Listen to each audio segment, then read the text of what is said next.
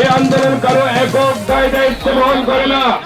জুলাই আন্দোলন কারো একক দায় দায়িত্ব বহন করে না। এই আন্দোলনের মুখ্য ভূমিকা পালন করেছে বিএনপির নেতাকর্মীরা। এই বলেই মন্তব্য করেছেন বিএনপির চেয়ারপারসনের উপদেষ্টা আবুল খায়ের ভূঁইয়া।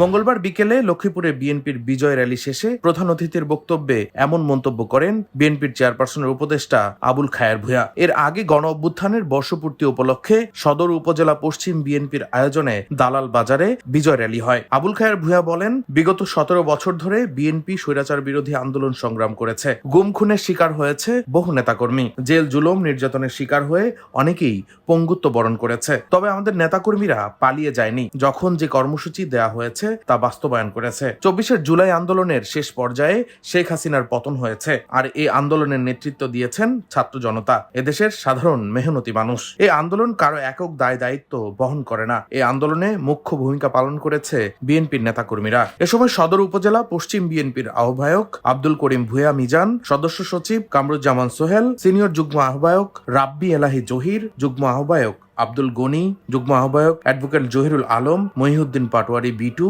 সদর পশ্চিম যুবদলের আহ্বায়ক আব্দুল মালেক ভূঁইয়া, জামাল হোসাইন, যুবদল নেতা AKM ফরিদ উদ্দিন, MA মমিন, জাকির হোসেন, আমির আহমেদ রাজু, ছাত্রদল নেতা আব্দুল মজিদ সহ আরো অনেকেই উপস্থিত ছিলেন।